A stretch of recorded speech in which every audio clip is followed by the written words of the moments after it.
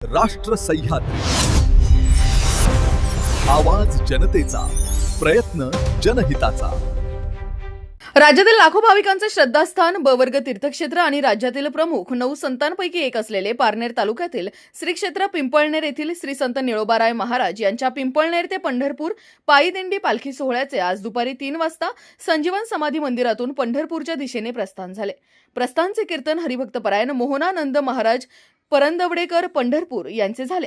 प्रस्थान प्रसंगीची महापूजा जिल्हाधिकारी पंकज आशिया, जिल्हा परिषदेचे मुख्य कार्यकारी अधिकारी आनंद भंडारी आणि पोलीस उपअधीक्षक कलबुर्गे यांच्या हस्ते झाली। प्रस्थानचा नारळ वाढवून व अभंग गाथेचे प्रकाशन सार्वजनिक बांधकाम मंत्री नामदार इंद्रनील नाईक यांच्या हस्ते झाले। यानंतर पालखीचे प्रस्थान पंढरपूरच्या दिशेने झाले। यावेळी लाखो वारकरी दिंड्या पताका घेऊन एकोबा तुकोबा निळोबाचा जयघोष करत विठुरायाच्या दर्शनाला निघाले। या प्रसंगी हरिभक्तपरायण विकासानंद मिसाळ, राष्ट्रवादी युवती काँग्रेसच्या प्रदेश अध्यक्ष संध्या सोनावणे, तहसीलदार सौंदाने, पोलीस निरीक्षक संतोष खेडकर, बीडीओ सोनकुसळे, बाजार समिती सभापती गंगाराम बेलकर, देवस्थान अध्यक्ष अशोक सावंत आणि संत निळोबारायांचे वंशज गोपाळ काका मकाशीर आदींसह वारकरी मोठ्या संख्येने हजर होते। याच बातमीचा आढावा घेतलाय आमचे पारनेर प्रतिनिधी दत्ता गाडगे यांनी। पाहुयात। सन्मान्य उपमुख्यमंत्री सुनेत्रा वहिनींनी मला काल सांगितलं की आज अधिवेशनाचा शेवटचा दिवस असल्यामुळे आणि अधिवेशनाचा समारोप करताना पक्षाच्या त्या नेत्या म्हणून तिथे हजर राहणं त्यांचं अनिवार्य होतं, म्हणून मला इथे पाठवण्यात आलं आणि इथे येण्यापूर्वी मी अण्णांचं पण दर्शन घेऊन आलो आहे। तर निश्चितपणे मला असं वाटतं की आजचा दिवस हा सर्व महाराष्ट्रांसाठी आणि सर्व वारकरी संप्रदायांसाठी आणि राजकीय लोकांसाठी सर्वांसाठी चांगला दिवस आहे। मी निळोबारायांच्या चरणी आणि विठुरायांच्या चरणी एवढीच प्रार्थना करणार की जो कास्तकार आहे महाराष्ट्राचा त्याला चांगलं पीक मिळो आणि पाऊस पण चांगल्या प्रमाणात ह्या महाराष्ट्रात झालं पाहिजे।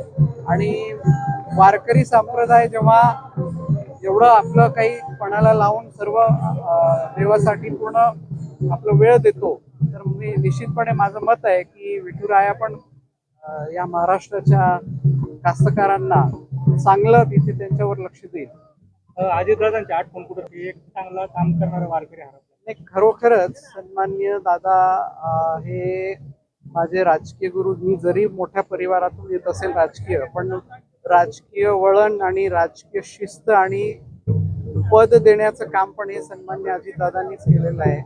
तर निश्चितपणे महाराष्ट्राची सर्वात मोठी हानी म्हणजे दादांचं जाणं आणि वारकऱ्यांवर पण दादांचं लक्ष हा पहिलेपासूनच असायचा, आजचा विषय नाही। मला जेव्हापासून राजकारण समजते तेव्हापासून मी दादांना बघायचो की वारकऱ्यांवर त्यांचं विशेष हा प्रेम आणि लक्ष असायचं।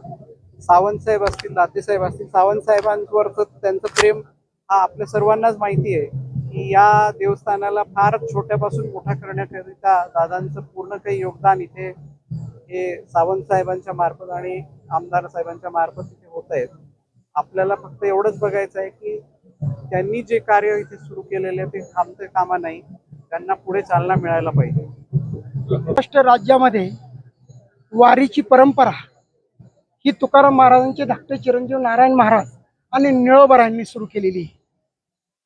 1685 साली ही निळोबारायांनी नारायण महाराजांनी वारीची परंपरा सुरू केली।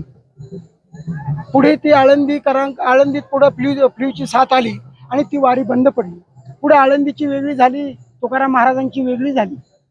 मग काही काळाने आमची 150 ते 250 वर्षाची परंपरा आहे, निळोबारायांची वारी सुरू झाली।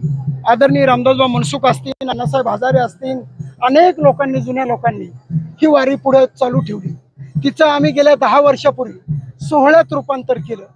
माझ्याबरोबरचे सगळे गावातले सवंगडी, सगळे परिसरातले वारकरी सगळ्यांनी मला साथ दिली आणि याच्या साथीमध्ये माझ्या निळोबारायांना आज अतिशय दुःख होतंय की मानाची पालखी म्हणून बसवण्यात अजितदादांचा सिंहाचा वाटा आहे आणि त्या माणसामुळं हे गाव पत्र्याचं मंदिर होतं। शून्यातून या गावाचा विकास अजितदादांच्यामुळे झाला। हे मरेपर्यंत शेवटच्या थेंबापर्यंत आम्ही त्या दादांना कधीच विसरू शकत नाही। आज जरी वारीला निघालो असलो तर दुःखाची छाया निळोबारायांच्या वारीवरती अजितदादांची नक्कीच आहे, ती आम्ही विसरू शकत नाही।